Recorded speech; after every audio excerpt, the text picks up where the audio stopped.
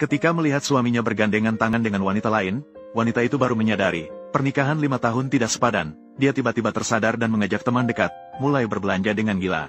Kapan kontrak selesai? Tunggu sebentar lagi. Saat itu, wanita itu membawa tas besar dan kecil masuk. Wanita itu sangat terkejut melihat pria itu menunggunya. Bagaimanapun, setelah 5 tahun menikah, ini pertama kalinya pria itu menunggunya pulang.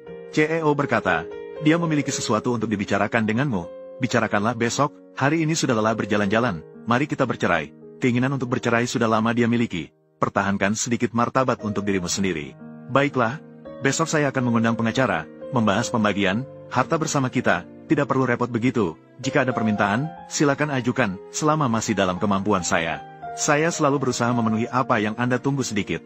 Kontrak ini, sudah lama sekali Anda siapkan, bukan? 1 miliar.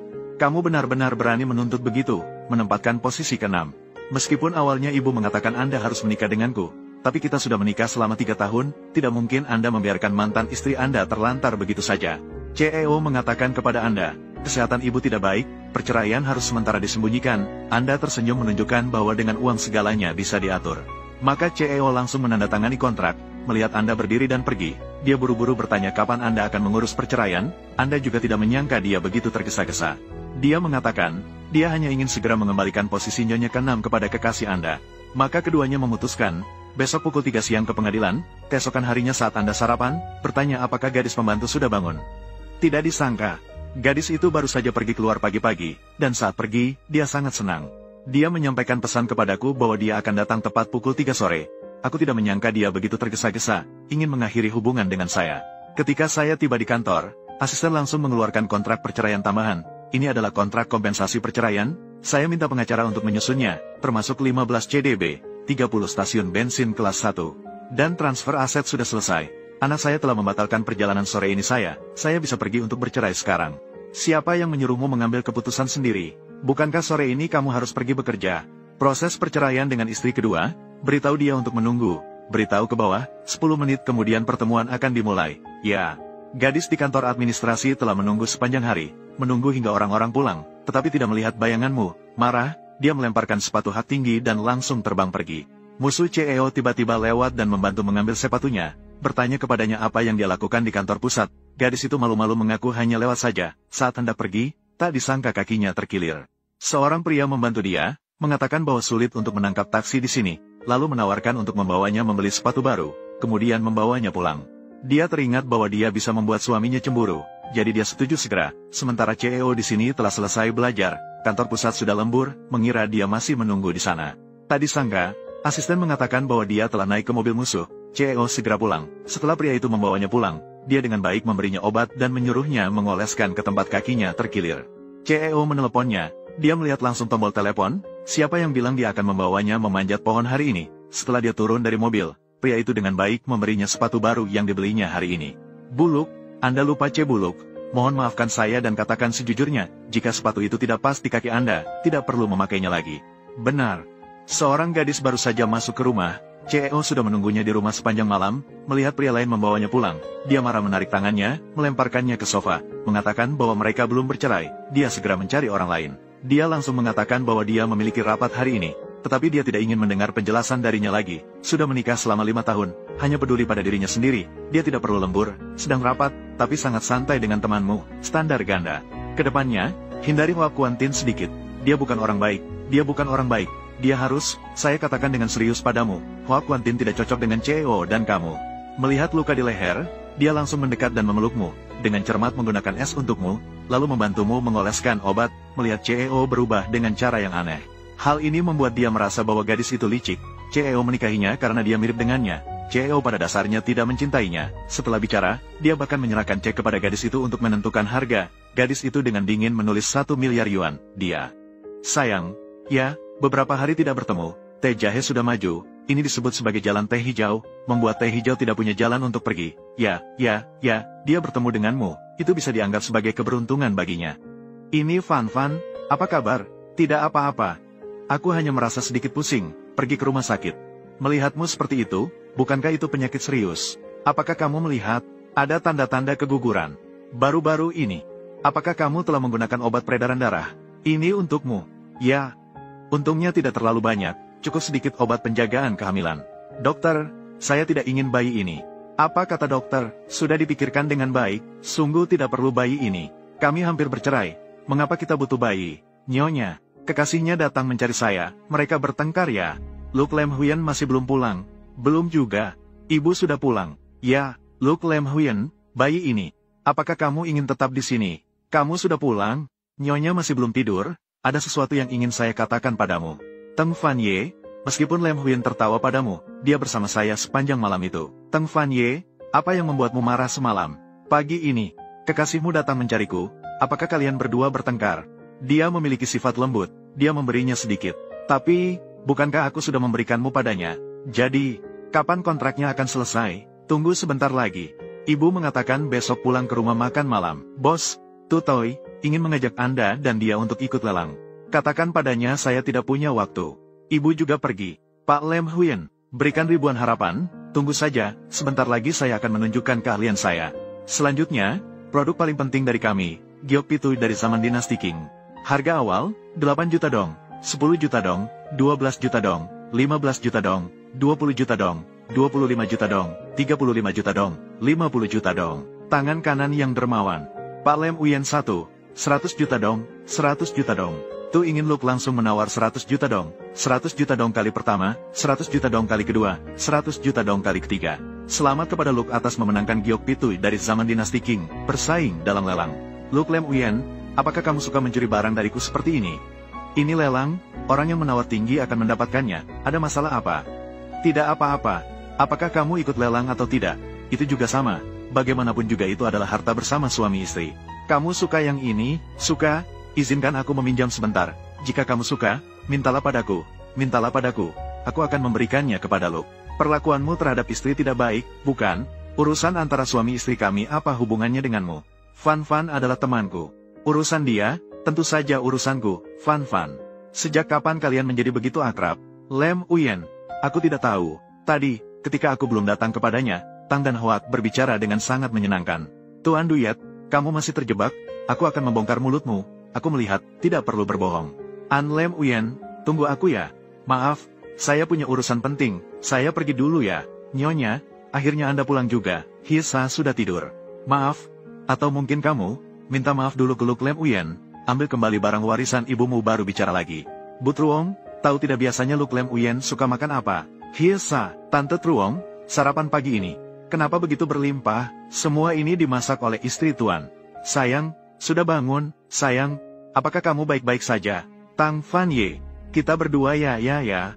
Bukankah aku melihat baru-baru ini? Kamu terlalu lelah bekerja, jadi aku memanjakan kamu, benarkah?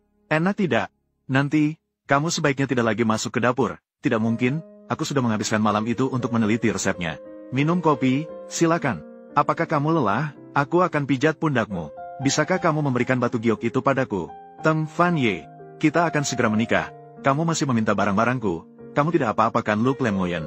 Batu giok itu adalah warisan ibuku. Pada tahun itu, orang tuaku gagal dalam bisnis. Terpaksa menjualnya. Ini adalah satu-satunya barang yang ibuku simpan setelah ia meninggal. Jadi, kamu selalu gigih dalam menawarnya, ya, jual kepadaku. Aku punya 35 juta di tangan. Sisanya, aku akan mencicil untukmu. Cicilan, Luke Lam Huyen selama ini, tidak mau bisnis merugi atau berhenti saja. Hanya kamu yang tahu hitung-hitungan. Tunggu dulu, jika kamu ingin mengatakan begitu. Memberikan padamu bukan tidak mungkin. Serius, besok ada pesta, ikutlah bersamaku. Siapa tahu, kalau saat itu moodku bagus, maka akan kuberikan padamu. Boleh aku tinggalkan kopi ini? Bukankah ini Luke Lam Huyen? Bukankah ini Nyonya Luke? Siapa yang tidak tahu masih mengira. Kamu dari mana datangnya? Haha, Nyonya Luke apa? Tentu saja. Sekarang di seluruh kota, semua orang tahu. Hanya tuh. Apakah orang yang ada di hati bos Luke kamu tahu itu, kan? Luke Lam Huyen berbisik di telingamu. Kamu, aku apa-apa, jauhlah. Aku belum kenyang. Nyonya Luke, kenapa kamu begitu ceroboh? Maaf, jelas sekali kamu yang jatuh. Mengapa aku harus minta maaf? Aku akan mengatakannya lagi. Maaf, aku tidak merasa bersalah. Kamu bisa apa padaku? Benar-benar merasa dirimu sebagai Nyonya Luke. Haha. Kamu melakukan apa? Lepaskan tangannya, berikan 1000 maaf. Lepaskan tangannya, jika dia minta maaf, aku akan melepaskannya. Tahukah kamu siapa ayahku? Kamu menyebalkan. Lepaskan tangannya, berikan 1000 maaf. Lepaskan, dia yang mulai mengganggu aku. Kamu masih butuh sesuatu lagi? Nyonya Luke, bagaimanapun juga, aku juga adalah putri Bos Hoang. Istri Anda membuli saya seperti ini. Apakah kamu harus memberi kami jawaban? Ya, tanganmu bagaimana? Dia yang melakukannya. Maaf, aku tidak minta maaf. Ya, minta maaf sekarang, tahan mulutmu. Saya meminta maaf padamu, saya. Sudah dengar, Bos Luke menyuruhmu minta maaf padaku. Nyonya Luke, maafkan saya. Istirahatlah dengan baik, tunggu saya selesai membersihkan sayur, kita pulang. Kamu tidak marah padaku karena membuatmu malu, kan? Ada apa yang harus dimarahi? Kamu tidak marah, kan? Tidak. Jadi, kamu bisa mengembalikan barang warisan ibuku padaku, kan? Baiklah. Sekarang aku akan minta Huang Du mengambilkan untukmu. Ini adalah barang yang bos perintahkan saya untuk memberikan padamu. Terima kasih. Terima kasih banyak. Jangan bilang kamu benar-benar berpikir bahwa Lem Nguyen akan memberikan barang itu padamu, kan? Apa maksudmu? Katakan dengan jujur. Lem Nguyen sudah memberikan ini padaku sejak lama, tidak mungkin dia setuju padaku. Kamu memang polos. Ini adalah barang warisan ibumu, benar kan? Lem Nguyen sudah mengatakannya. Barang warisan ibumu, biarkan aku yang mengurusnya, kamu kembalikan padaku. Terima kasih banyak, jika itu yang kamu inginkan, maka begitulah. Kamu tahu siapa ayahku, kamu adalah anak tak tahu malu. Tuan Duyet, jika melakukan banyak hal buruk, akan mendapat balasan. Jadi, mengapa saya ingin melihat? Akhirnya, bagaimana saya akan mendapat balasan? Dengan segala kekuatan, Anda sudah pasti tidak bisa mengalahkan saya. Dengan segala kekuatan, Anda berani mematikan saya. Saya harus berbicara dengan Lem Nguyen. Pergi bicara, lepaskan saya. Dengan segala kekuatan, lepaskan saya. Dengan segala kekuatan, Anda berani mematikan saya. Saya harus berbicara dengan Lem Nguyen. Pergi bicara, lepaskan saya. Dengan segala kekuatan, lepaskan saya. Lem Nguyen, tolong aku, Tuan. Lem Nguyen, sakit sekali. Tidak apa-apa, jangan takut, saya akan membawamu ke rumah sakit. Luke Lem Nguyen, perut saya sangat sakit. Tunggu sebentar, saya akan membawanya pergi terlebih dahulu. Halo, apakah ini Luke? Istri Anda mengalami kecelakaan, perlu operasi yang memerlukan tanda tangan, tolong datang ke sini. Bagaimana keadaannya sekarang? Masih dalam penanganan darurat. Luke masih hidup, meskipun ada ancaman apapun, dia tidak akan lepas dari saya. Siapa keluarga pasien ini? Saya, maaf, kami sudah berusaha sekuat tenaga, tapi tidak bisa menyelamatkan bayi itu. Apakah dia hamil? Bagaimanapun, jika kamu merasa tidak nyaman, silakan menangis, jangan menatap. Bayi masih ada, tapi saya meminta dokter berbohong kepada dia. Dia telah melakukan itu padamu, tapi mengapa kamu masih melahirkan anaknya? Saya melakukannya bukan karena dia. Saya melakukannya karena alasan keluarga, kamu selalu ingin tahu. Mengapa dulu saya menikah dengan Luke Lem Nguyen? Mengapa, 3 tahun yang lalu, keluarga sedang datang menyelamatkan saya, tapi mengalami kecelakaan dan meninggal, juga pada hari itu. Luke Lem Nguyen, hati dia terpaut pada hatinya. Lem Nguyen, aku dengar Van hamil. Aku ingin minta maaf padanya, sekarang dia tidak ingin bertemu denganku. Aku pergi. Lem Nguyen, tentang malam kemarin, aku tidak bermaksud seperti itu. Jika aku tahu dia hamil, aku tidak akan bertengkar dengannya. Kembalilah. Malam kemarin tidak bisa disalahkan padamu, karena dia terus mengikuti kamu. Jika aku tahu dia hamil, aku tidak akan bertengkar dengannya. Aku akan pergi sendiri untuk melihat rekaman kamera malam itu. Aku khawatir. Kamu datang ke sini untuk apa? Aku datang untuk menjenguknya, biarkan dia masuk. Kamu sudah merasa lebih baik belum? Mengapa hamil tapi tidak memberitahuku? Bicaralah denganku, lalu apa? Sudah mendapatkan rekaman video malam itu. Aku sudah mendapatkannya, tapi ada yang menyenting video, jadi tidak ada bukti. Selidiki setiap orang yang hadir di pesta malam itu. Banyak orang di sana pada hari itu, aku tidak percaya tidak ada yang melihat. Saat saya membersihkan kamar nyonya, saya menemukan ini. Tidak perlu lagi. Bagaimana sekarang? Lebih baik sudah. Silakan keluar, suami istri kami harus berbicara. Ini. Nyonya tidak menjelaskan ini pada saya. Jelaskan apa? Bukankah Anda sudah punya jawabannya di hati? Seperti yang Xiao An katakan. Nyonya tidak memberitahu saya bahwa Anda hamil, karena Anda tidak bermaksud mempertahankan bayi itu, bukan? Van Ye, Anda membuat saya kecewa. Anak itu, siapa yang membiarkan dia berbicara dengan Van seperti itu? Anak dari keluarga Anda. Lihatlah apa yang telah Anda lakukan, Anda bahkan berani memarahi Van. Nenek, atau Anda lihat, apa yang dia lakukan yang baik, Anda lihatlah. Van, Nenek bertanya pada Anda. Apakah Anda menandatangani ini? Ya. Apakah Anda benar-benar cucu saya? Nenek granddaughter. Ayam itu masuk ke rumahnya untuk mencari. Apakah ini juga maksud Anda? Saya tidak peduli ini maksud siapa. Saya pasti punya alasan tersendiri melakukan hal itu. Nenek hanya mencintai Anda. Tetapi, bukankah Nenek tidak selalu ingin ditegur? Barang ini berjamur. Memang benar, Nenek selalu ingin ditegur, tetapi Nenek berharap Anda